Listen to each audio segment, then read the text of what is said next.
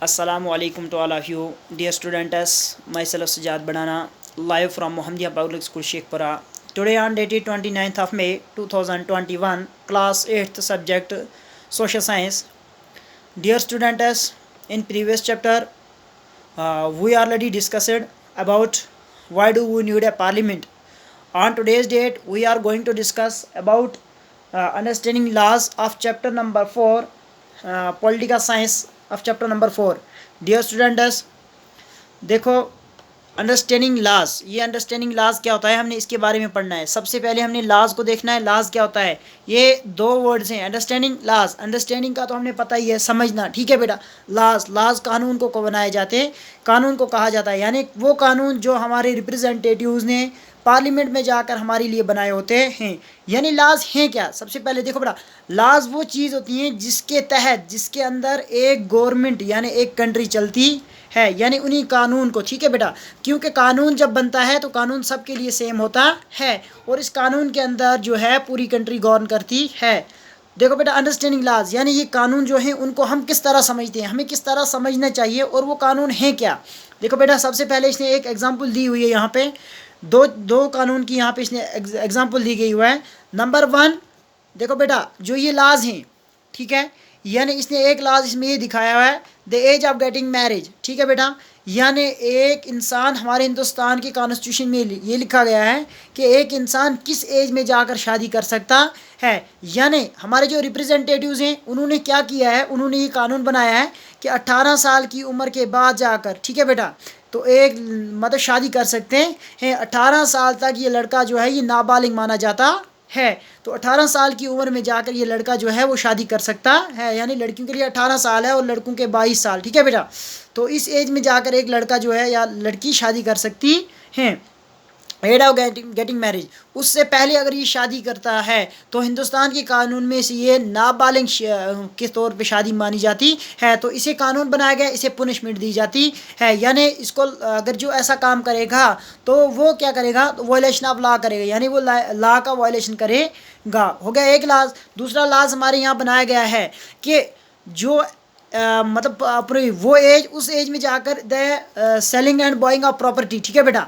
यानी कोई भी आदमी कहाँ किस एज में जाकर अपनी प्रॉपर्टी जो होती है, यानी मलकियत जो होती है, बाप दादा ने जो प्रॉपर्टी बनाई हुई होती है, वो किस एज में जाकर बेच सकता है या ख़रीद सकता है।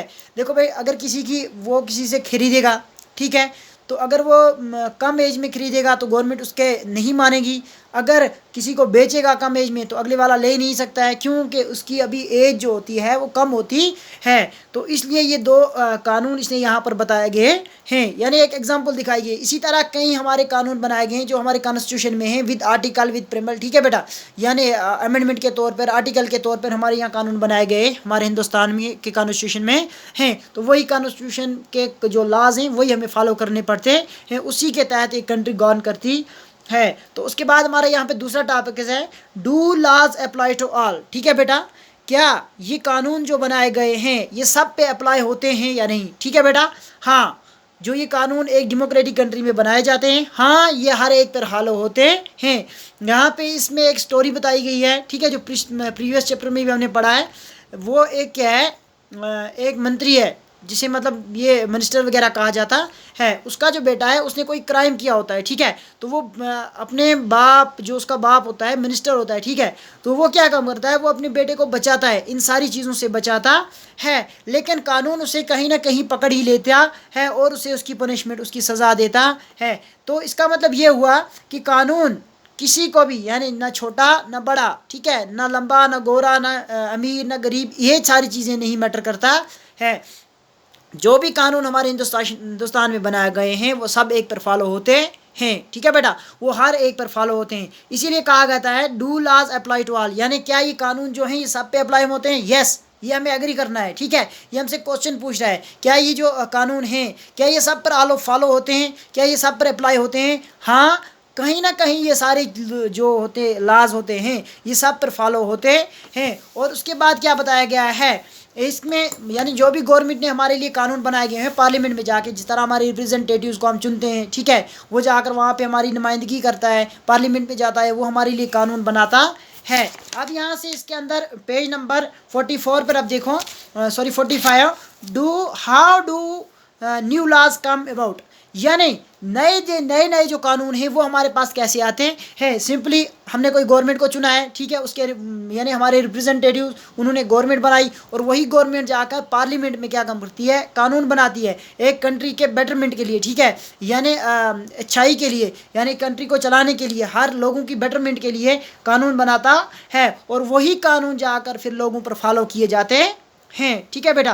यही कह रहा है कि नए जो कानून है वो हमारे पर कैसे आते हैं, ठीक है बेटा। तो पार्लियामेंट के अंदर हमारे रिप्रेजेंटेटिव्स बैठते हैं, वो नए कानून कंट्री के बेटरमेंट के लिए नए कानून बनाते हैं और वो हमारे सामने आते हैं।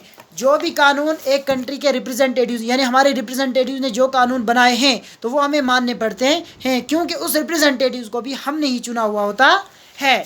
तो उसके बाद हमारा दूसरा टॉपिक है, ये स्टोरी है। स्टोरी जो है पेज नंबर 46 से लेकर 47 तक जो स्टोरी है, 48 तक, आप इसको एक काम करेंगे, आप इसको अच्छी तरह से खुद पढ़ लेंगे, ठीक है बेटा। तो इसका बाद का हमारा जो टॉपिक है, अनपॉपुलर एंड कंट्रोवर्सल लॉज। देखो भाई, अनपॉपुलर एंड कंट्रोवर्सल लॉज क्या होता है।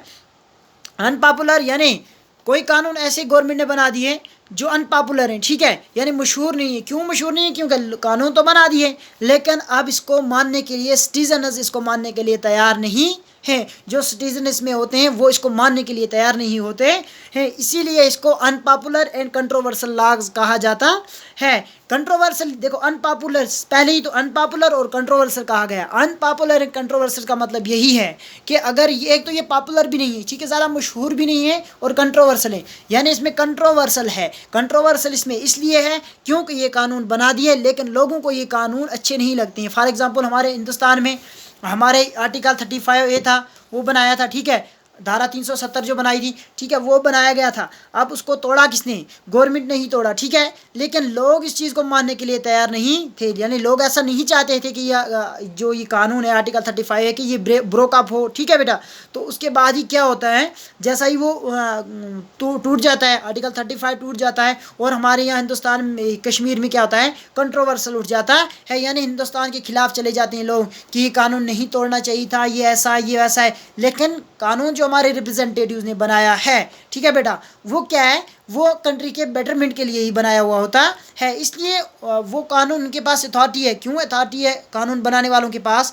क्योंकि उनको भी हमने ही चुना हुआ होता है बाय वोट, हमने अपने वोट देकर उन्हें चुना होता है और वो कंट्री के बेटरमेंट के लिए कोई भी कानून बनाते हैं और बाद में वो कानून अनपॉपुलर और कंट्रोवर्सल भी बन जाते हैं। यानी कुछ कानून ऐसे भी होते हैं जो वो बनाते हैं लेकिन वो कंट्रोवर्सल भी बनते हैं। वो कंट्रोवर्सल इसलिए बनते हैं क्योंकि जो वो लॉज बनाए होते हैं वो लोग उन्हें एक्सेप्ट करने के लिए तैयार नहीं होते हैं। सो डियर स्टूडेंट्स, ये हमारा आज का टॉपिक था। हम क्लियरली से थोड़ा पढ़ नहीं सकते हैं क्योंकि हमारे पास टाइम भी कम है, इस लाइव क्लास से हम बहुत कम पढ़ पाते हैं, ठीक है। तो इंशाल्लाह आप ये पेज नंबर 50 तक जो हमारे ये हैं चैप्टर्स हैं सारे, इनको अच्छी तरह से पढ़ेंगे और जो आज का हमारा टॉपिक था अंडरस्टैंडिंग लॉज, इसको फिर से दोहराएंगे, ठीक है। तब तक के लिए फ़ी अमानिल्लाह।